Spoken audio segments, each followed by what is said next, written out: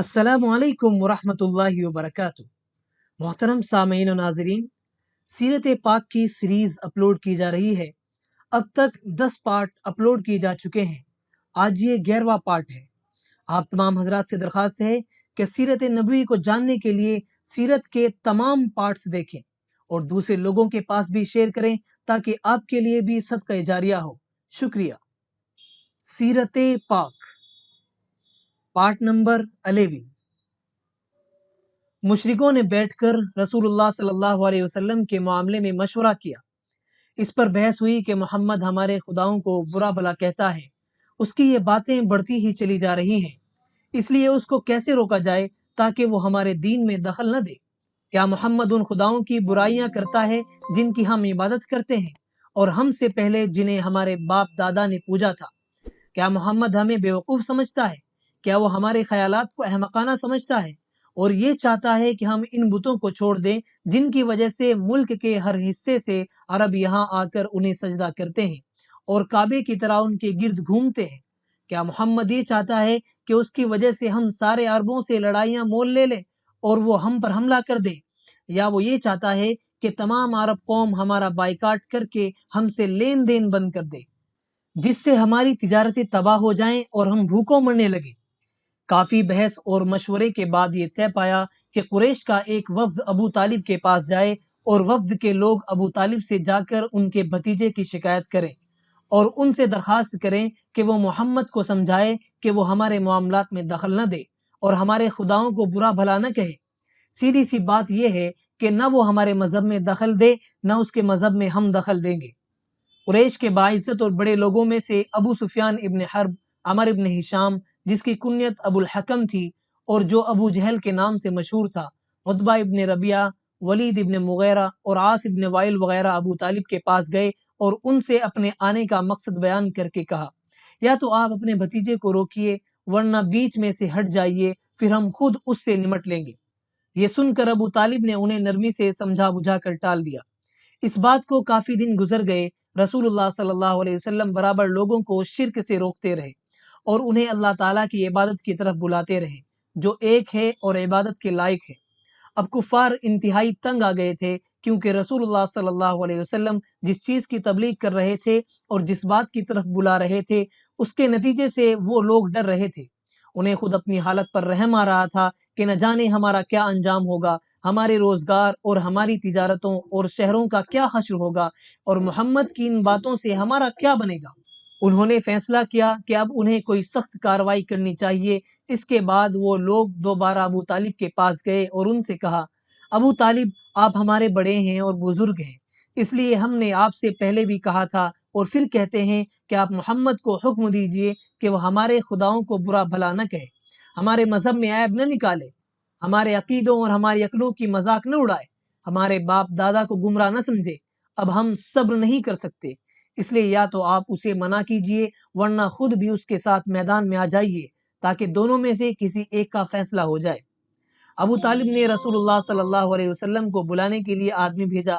जब आप तशरीफ ले आए तो अबू तालिब ने कहा, मेरे भतीजे, ये लोग तुम्हारे खानदान और कबीले के बड़े और बाइज्जत लोग हैं।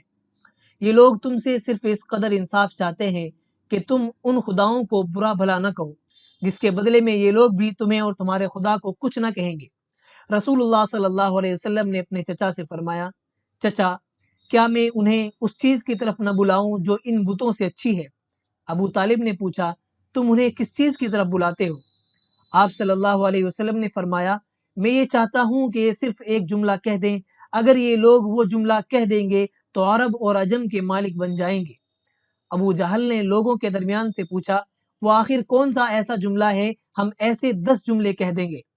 आप सल्लल्लाहु अलैहि वसल्लम ने फरमाया, वो जुमला है ला इलाहा इल्लल्लाह, यानी अल्लाह ताला के सिवा कोई इबादत के लायक नहीं है। रसूलुल्लाह सल्लल्लाहु अलैहि वसल्लम की जुबान से जुमला सुनते ही सब लोगों ने एकदम नफरत और गुस्से से मुंह फेर लिए।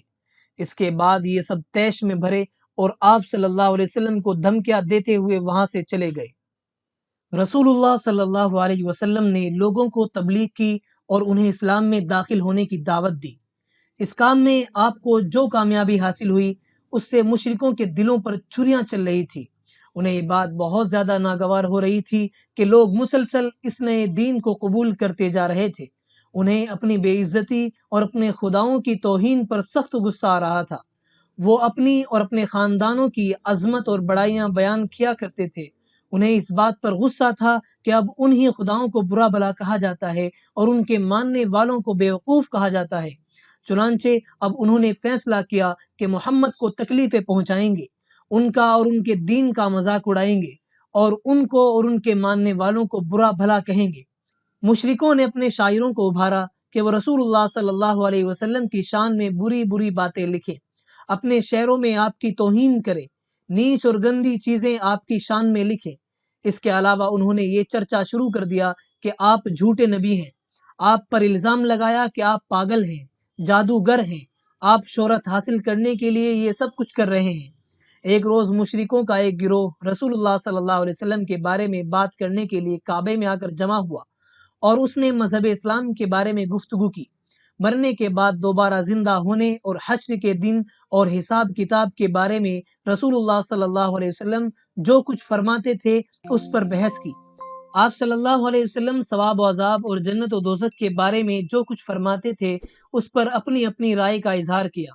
آخر میں ان لوگوں نے طے کیا کہ کچھ لوگوں کو رسول اللہ صلی اللہ علیہ وسلم کے پاس بھیجا جائے جو ان سب باتوں پر آپ صلی اللہ علیہ وسلم سے بحث کرے، اور اگر آپ سچے ہیں تو اپنی بات کو سچا ثابت کرنے کے لیے کوئی نشان دکھائیں تاکہ آپ کی تصدیق ہو سکے، اور اگر آپ جھوٹے ہیں تو پھر ہم لوگوں نے آپ کو ستانے کا جو پروگرام بنایا ہے وہ ہرگز غلط نہیں ہے، نہ اسے کوئی کمینہ پن کہہ سکتا ہے اور نہ ظلم۔ اس فیصلے کے بعد انہوں نے رسول اللہ صلی اللہ علیہ وسلم کو بلانے کے لیے آدمی بھیجا۔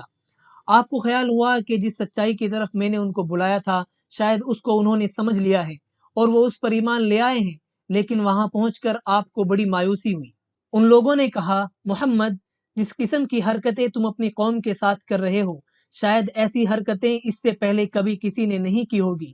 تم نے مذہب میں عیب نکالے، خداؤں کو برا بھلا کہا، باپ دادا کو گالیاں دی اور اپنی قوم میں پھوٹ ڈال دی۔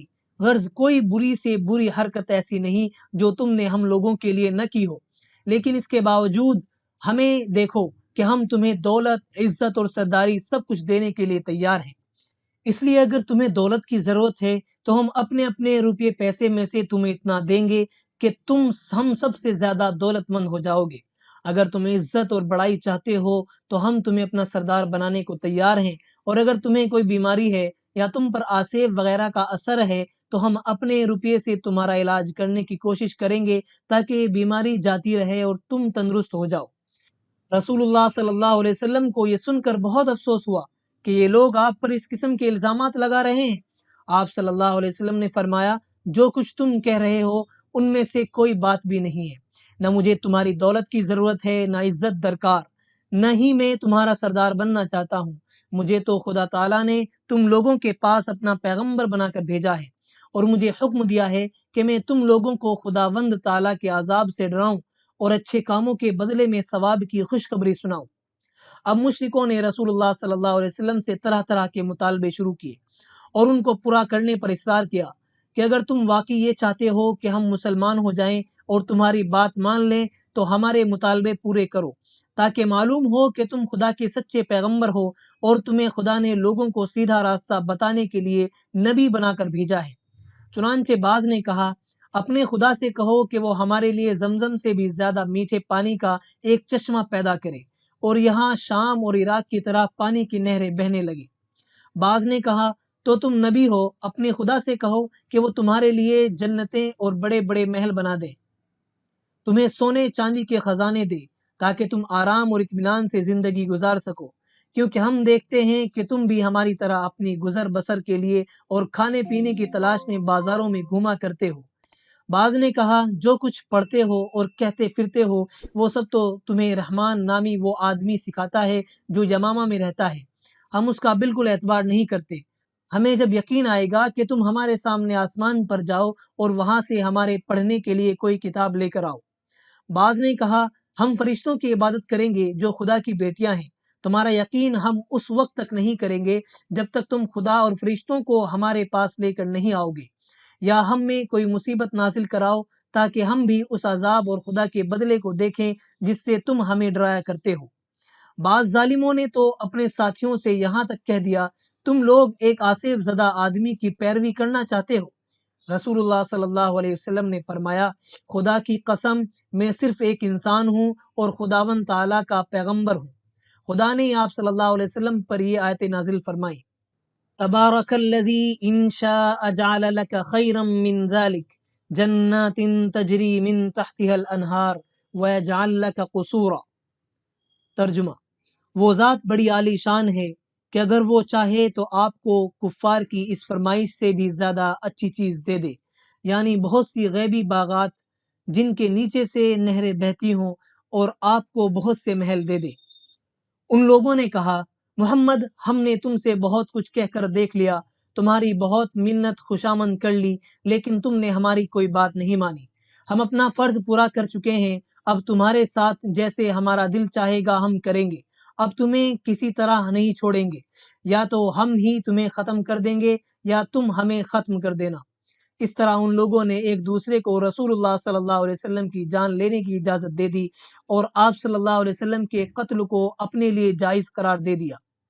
انہوں نے رسول اللہ صلی اللہ علیہ وسلم کا خون بہانے کا فیصلہ تو کر لیا اور آپ کے قتل کو جائز بھی قرار دے دیا، لیکن آپ کے چچا ابو طالب کا خوف ان کا راستہ روکے ہوئے تھا، اس لیے کہ اگر ابو طالب کو جلا لا گیا تو ان کے ساتھ عبد المطلب کی ساری اولاد غضبناک ہو جائے گی، اور یہ خاندان قریش میں بہت باعزت اور بلند سمجھا جاتا تھا۔